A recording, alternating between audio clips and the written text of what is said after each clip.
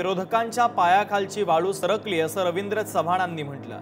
महाराष्ट्र अतिशय गतिमान पद्धतीने पुढे चाललाय असं चव्हाणांनी म्हटलंय। तर विकासाची साथ धरण्यासाठी महायुतीमध्ये मोठी इनकमिंग सुरू असल्याचं देखील भाजपचे प्रदेश अध्यक्ष रवींद्र चव्हाणांनी म्हटलेलं आहे। दरम्यान भाजपचे प्रदेश अध्यक्ष रवींद्र चव्हाण यांची सविस्तर मुलाखत क्रॉस फायर मध्ये आज रात्री 7:56 तुम्ही लोकशाही मराठीवर पाहू शकणार आहात।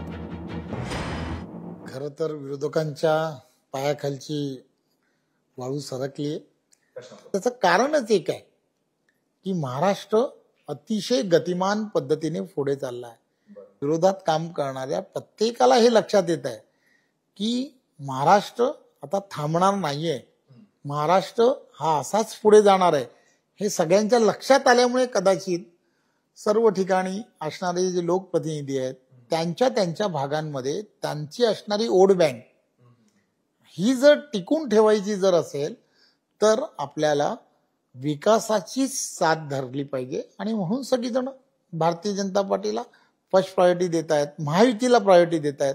त्यामुळे सर्व पक्षांमध्ये, महायुतीच्या सर्व पक्षांमध्ये मोठ्या प्रमाणामध्ये इनकमिंग होताना दिसत आहे।